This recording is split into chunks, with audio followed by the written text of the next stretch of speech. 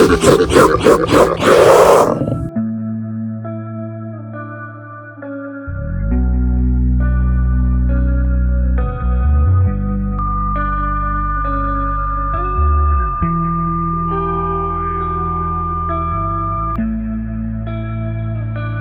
hello, my paranormal peeps, and welcome back to another Deep Woods Paranormal podcast. My name is Matt Harvey. I am the host of the Deep Woods Paranormal podcast. I'm also the founder and lead investigator with Deep Woods Paranormal.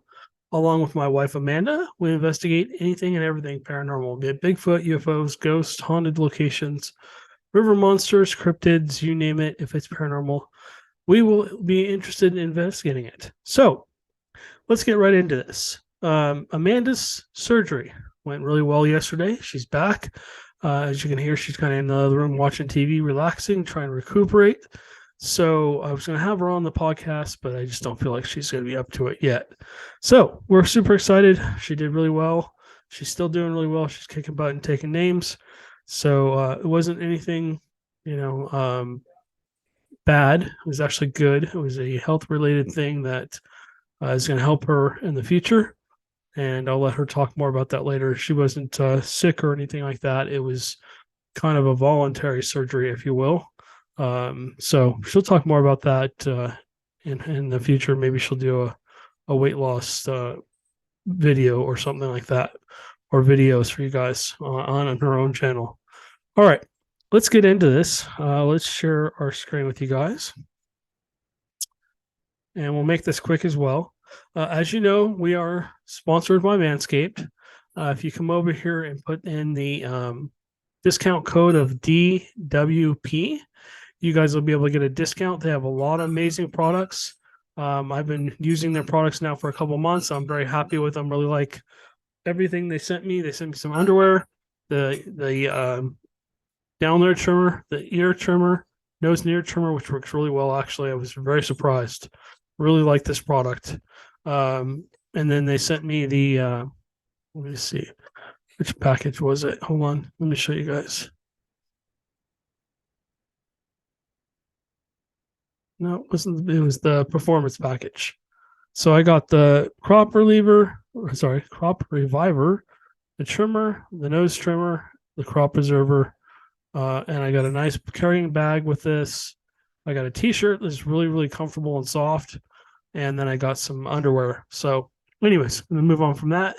Again, if you're interested in picking up something from Manscaped, put in the code DWP when you get to the checkout, and that'll save you a little bit of money. All right, so let's get into this. People keep asking me. Yes. Keep asking me. I've got a puppy playing behind me. He's interested in making his presence known, if you will. Okay, so this is the Deep Woods Paranormal audio podcast. We're over on Speaker, iHeartRadio, and then we're again on like 60 different platforms. Everybody asked me in the description down here, you can find all of our information. So if you're watching this, you can come back over here and listen to this only if you're in the car or something like that, or wanting to go to bed. Our stories aren't very well. We try and keep them non-scary. Hopefully, they're not scary to people. I mean, we try and keep it G-rated, so if a little kid's on here or listening with you, they don't get afraid. So, anyways, all of our information is here. Manscaped, buy me a coffee, all that fun stuff.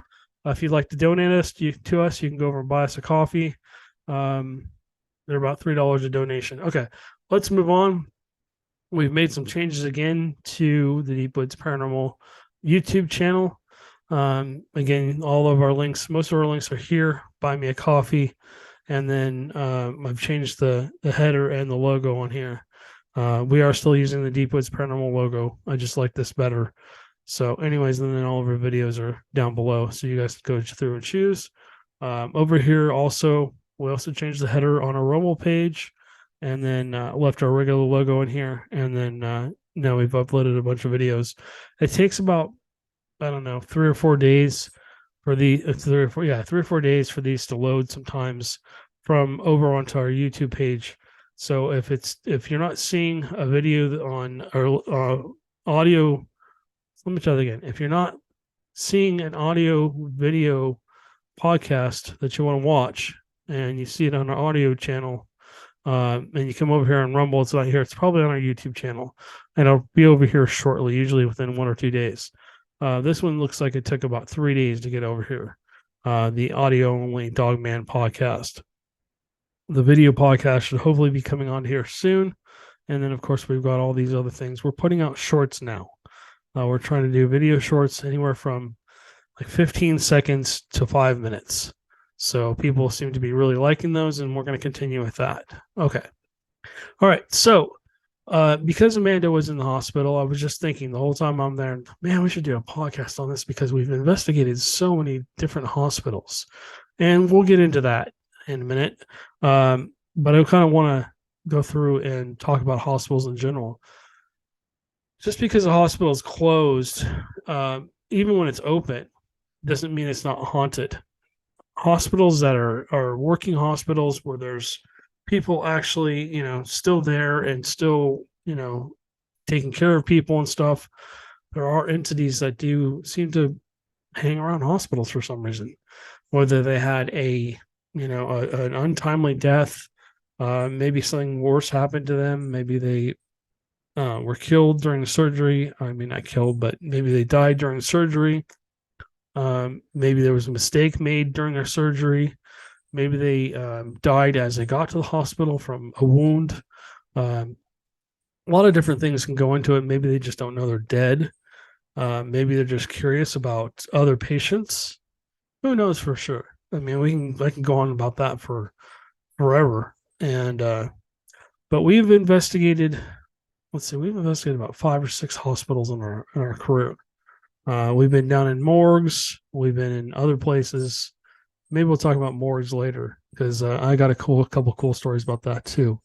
But I wanted to talk about what this website's calling the top 10 haunted hospitals.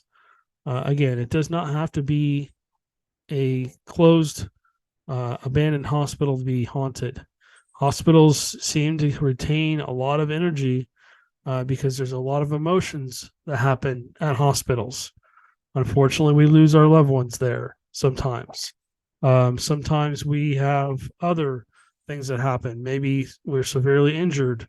Maybe, and that energy stays there. Your emotions that were caused from your trauma can sometimes get left there. Sometimes, things happen. People just pass away in their sleep in the hospital. So, and all the stuff that's been going on lately, it just makes it worse. So anyways, this is number 10. This is an old Thule hospital in Utah. And I apologize if I butchered that name. Looks like it was built in 1897. It started out as a family house. And in 1913 was transformed into what was known as a country poorhouse, where the elderly and those with special needs were taken care of. And it says by 1953, the building had changed once again into the old Thule Hospital, which featured improved accommodations for patients and added benefits for individual bathrooms and a dedicated morgue. Okay, well, let's break that down. So this place really started out as a non-hospital, and that happens with some of these old hospitals too. Some of them have been around for a couple hundred years. They've been renovated, added on to, and stuff like that. Some of them I've heard that they've built on top of old cemeteries that supposedly they moved the bodies from, and they didn't move the bodies from. So yeah, I mean, who knows what's real and what's not. You have to do your own research if you're looking into a certain hospital and find out what their situation is. But this place started out as what sounds like an old family house, and then it basically became a place where the elderly were kept to pretty much die, if you will, live out the remainder of their life at this location. And then it became an actual hospital, which is pretty cool. So it says over the years, the old Thule Hospital has been the site of multiple, the site of a multitude of hauntings and various reports of paranormal activity.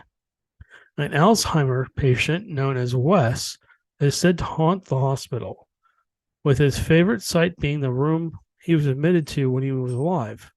Many other ghostly characters have been sighted in the hospital, including a young child and Samuel F. Lee himself, the man who originally built the house for he and his family in 1897. One of the most chilling reports at the Old Tooele Hospital is the sound of a child's voice uttering the words, "Daddy, shot, sorry." This is creepy enough on its own, but gets even more alarming when you find out that the Utah Ghost Organization claims these words have come from the ghost of a child who was accidentally shot by his father. Oh, geez. That's sad. And again, there's the trauma, you know, an elderly patient who died in the location, and then this kid arrives and he's been shot by his dad by accident. I mean, imagine, if you had a kid and you accidentally shot him. I mean, wow, I can't even imagine what that would feel like.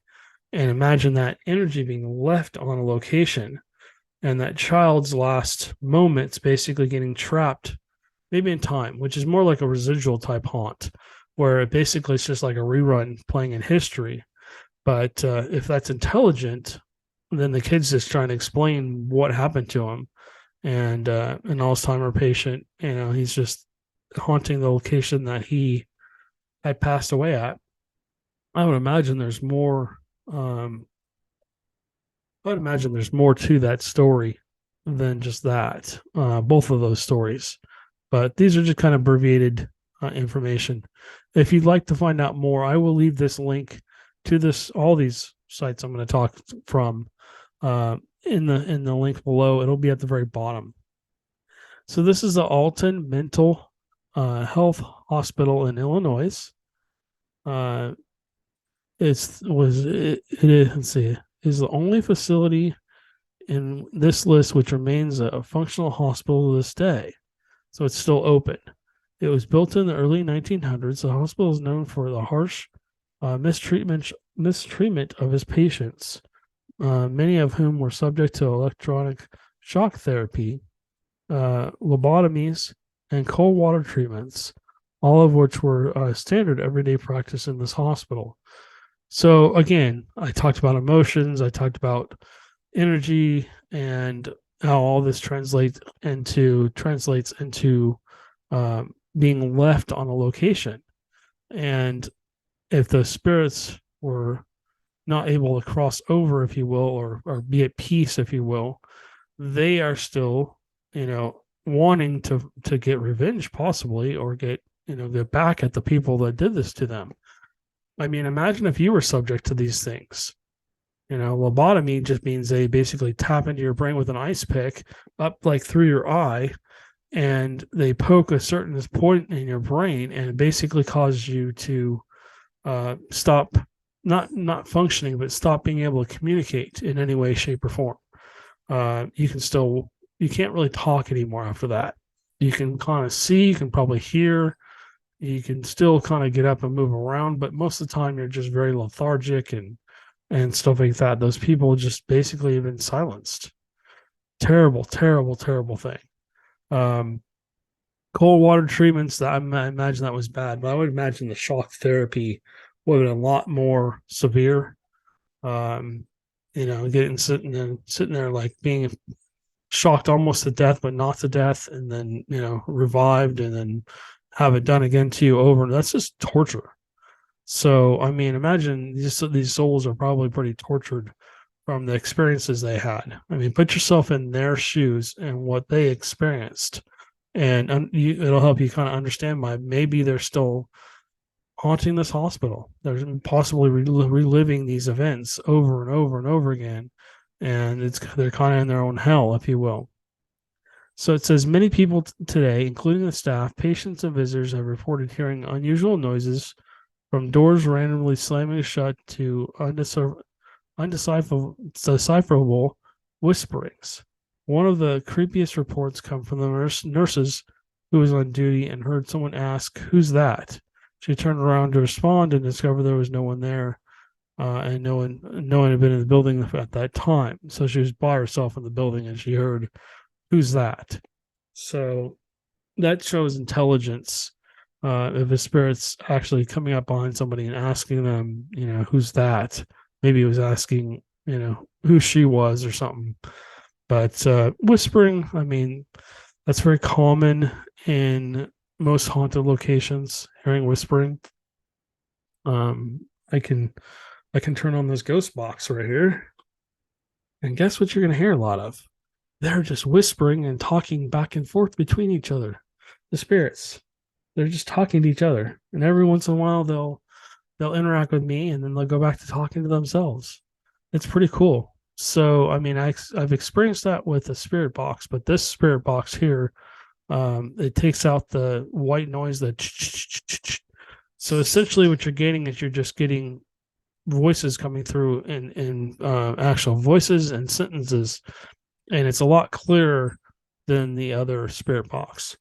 What's cool about this one too is you can actually add the other spirit box to this at the same time and listen through and see what you experience. So let's see. It says, since the facility is still hospital today, tours are strictly forbidden, but people who have taken photos on site while visiting patients have reportedly caught images of orbs with a patient's face of a human male on the front. So essentially, they've caught orbs with faces on them. And I'm not going to get into orbs because there's a lot of people that do believe in them, and there's a lot of people that don't believe in them. I'm more on the skeptical side. I've seen orbs. I've seen, dust orbs. I've seen water vapor. I've seen all kinds of stuff in pictures. I've also seen things in pictures I can't tell you why that's there. There's a ball of energy. And I've caught video of orbs, just dust orbs on our DVR cameras. I've been using DVR cameras for 20 plus years. And, we've had them where it just looks like it's raining orbs, but it's just dust. It's dust and dirt and water vapor and all that other stuff and air. And then you get this big, beautiful ball of light that appears out of nowhere, and it's emitting its own light, and it like scoots through the picture and then flies up or flies down or blobs into something. Anyways, we're not going to talk about that too much more. So, yeah, I mean, I would say a good portion of paranormal investigators and don't, and if you believe in orbs, that's awesome. That's your own thing. There is no right or wrong with the paranormal pretty much at this point. I mean, nobody can prove anything left, either way. Uh, but orbs are pretty easy to disprove, to be honest with you. I take that back. So, I think it's one of those things where it's, if you do get an orb, it has to be really, really cool for it to be really something. And I'm not going to get into orbs. We'll talk about orbs in some other video. But anyways, all right. So Danvers State Lunatic Asylum. Here we go. Here's a lunatic asylum. So offers. Let's see. Offers often referred to today as Wishes Castle on the Hill. It says Danvers State Lunatic Asylum was built in 1878 on a site which was originally in Salem Village, the first actual location of the Salem witch trials in 1962.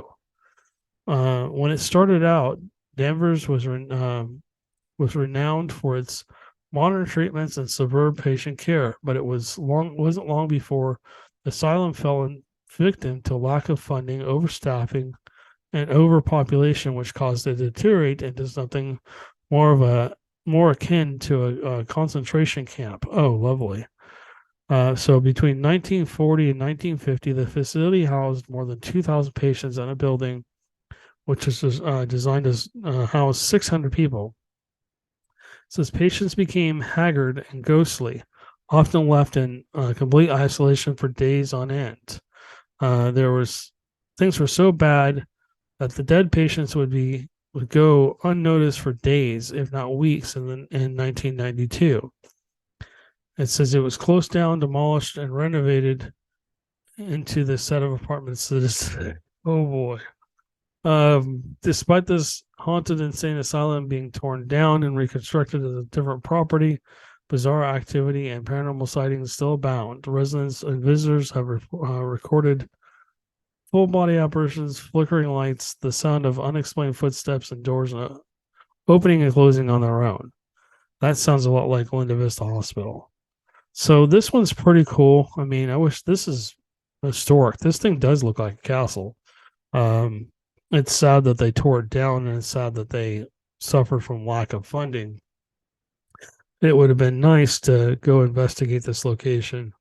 I feel bad again for the people that were just left to, left with these dead bodies.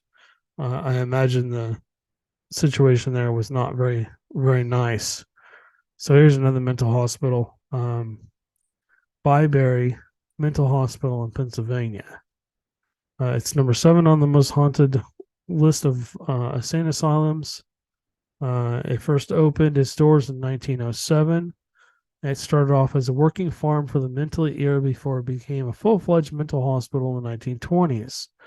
As more and more people were admitted to the hospital, the population significantly expanded, which led to severe patient neglect and unbelievable levels of abuse. That's terrible. And it says lack of funds left the hospital in a state of disrepair, while patients being forced to survive with no clothing, insufficient food, and sewage-filled hallways or bedrooms. Padded cells, solitary confinement, regular beatings, electronic shock treatments, restraint devices, and lobotomies were the norm. In 1990, state authorities closed down the hospital after a thorough investigation revealed inhumane living conditions, yet its dark past continues on to this day. A myriad of horror stories surrounding this facility after it closed became became inundated with vagrants, gangs, thieves, satanic cults, and former visitors seeking shelter. One mentally deranged and brutal violent patient is said to reside in the miles of catacombs beneath the building, where he lies in wait with a large knife, eager to slit the throat of curious explorers unlucky enough to cross his path. Oh, that's great. As well as this chilling legend, the hospital has also been the spot of several paranormal sounds and sightings, including human-like growling and physical scratches appearing on visitors' bodies. So that's more satanic, or it's just negative energy. So here's one that probably you guys have heard of: the Rolling Hills Asylum in New York. That's one that I know of. So let's see. The asylum began its life as the Genesee County Poor Farm in 1827, a dumping ground for the outcasts of society. It says here orphans and widows lived alongside the severely mentally handicapped and criminals, all of whom were known as inmates. There were more than 1,700 documented deaths, with hundreds more unclaimed bodies believed to be buried on the site. In 1950, the poor farm was developed into the old county home and infirmary before it was transformed into a set of shops and later an antique mall. What are all the reports? Let's see. What are all the reports in this real haunted asylum? This is one of the strangest occurrences took place in 2007 when the Rolling Hills case manager Susie Jensen was working on a public ghost hunt. The group was sat in a circle in the basement, and as Susie began to speak, a glow stick on the only form of light in the room began to sway back and forth. A rocking horse started to move back and forth, and several people saw a hand suddenly appear to reach for a ball. It says the second floor corridor on the east wing is condemned, commonly referred to as Shadow Hallway. due to the staggeringly high number of shadow figures uh, seen walking through the halls and crawling across the floor. A 7 foot tall patient with gigantism, blah, is also commonly spotted in this room where he spent most of his life alone. So yeah, that's my friend actually owns this hospital now. I was gonna say it will sound familiar.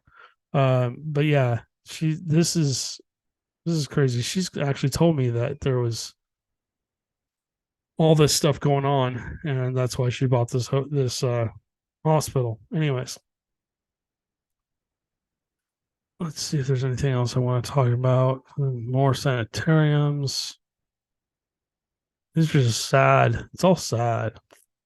Here's one you guys will know. Waverly Hills Sanatorium in Kentucky. There's been multiple shows shot at this location. I would love to go out there and shoot a lot of video and maybe even do a live at this location and see what we get. It says Waverly Hills Sanatorium comes in number 2, as it started out the Waverly School in the late 1800s and evolved into a hospital in 1908, designed to safely accommodate between 40 and 50 tuberculosis patients. As the disease developed into an epidemic, the hospital was expanded to support at least 400 patients and was considered to be one of the best facilities of the time. In 1961, the hospital was closed down following the discovery of a tuberculosis cure antiseptic. So it says today the Waverly Hills Sanatorium is known by many as the most spiritually active place in the world, with paranormal reports every single day. The terrifying reports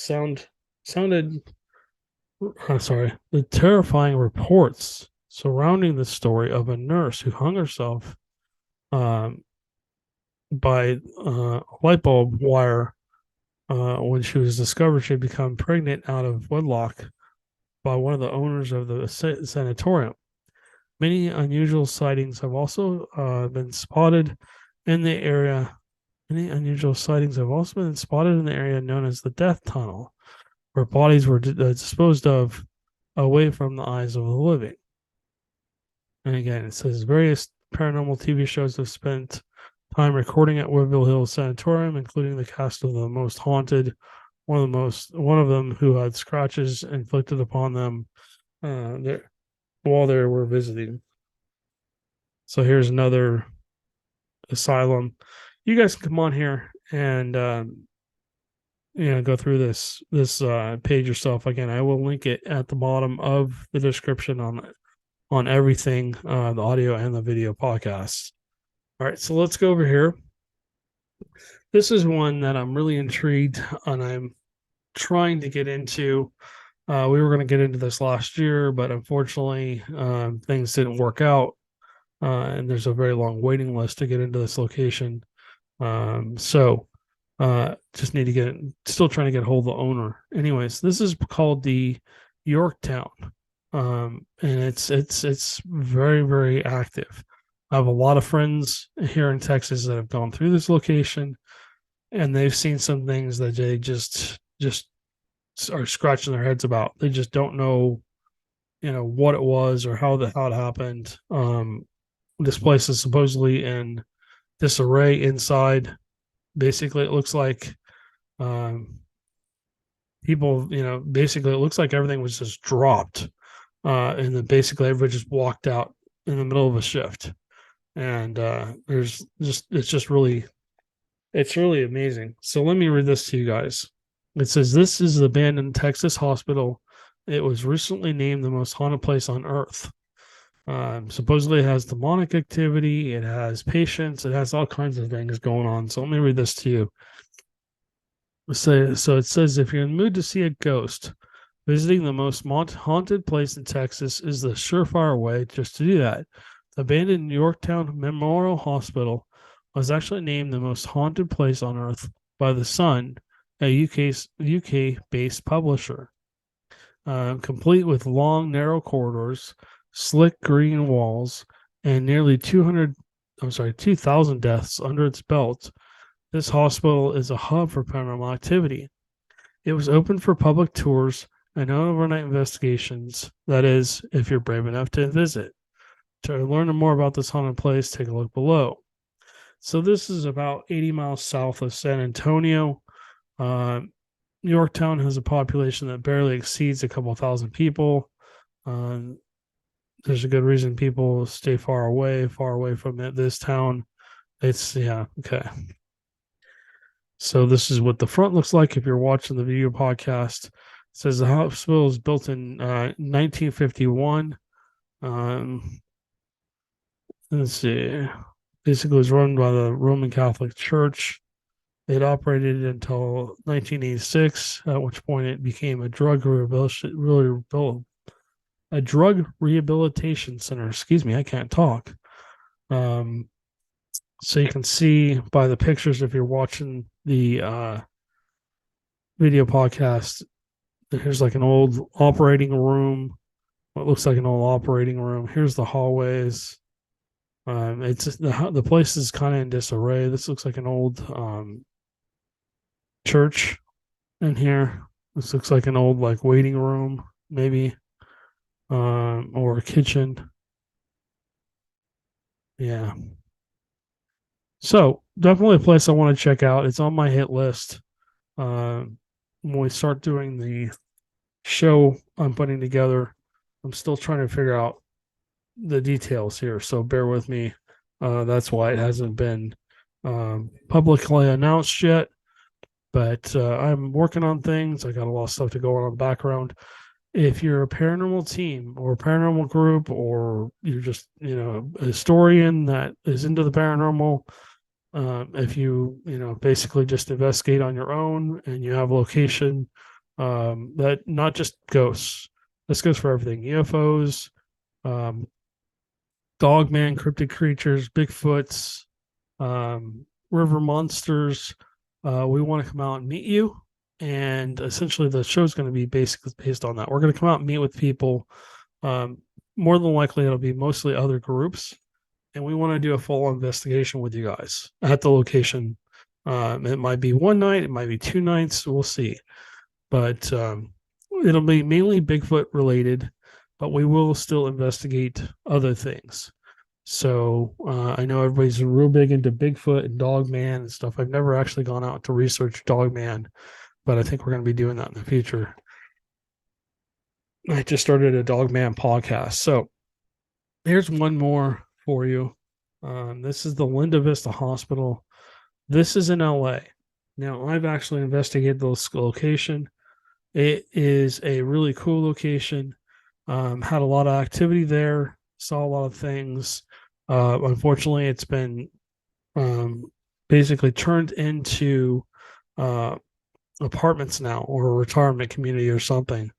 But really cool location. If you get the chance, if you're in LA, go visit somebody that lives there. It's been used for many shows and stuff like that. So anyways, it's getting a little long. Let me stop sharing my screen because I think I'm about to get a delivery at the door and the dogs are going to go absolutely nuts. So anyways, if you guys have a question, if you want to tell me about a location you've been to before, please comment down below. If you're interested in possibly being on the show and you have a location you'd like to share with me, and we're going to be doing YouTube. It'll be basically a YouTube Rumble show weekly, hopefully. And then hopefully we'll get picked up by the mainstream media or something. So, all right, guys. Well, thanks for watching. Thanks for listening. Please hit that notification bell. Please subscribe. Please like the video. And please share this on your social media platforms. Again, we can't say it enough. We really appreciate you guys and all the support you've given us. And we will catch you on the next one.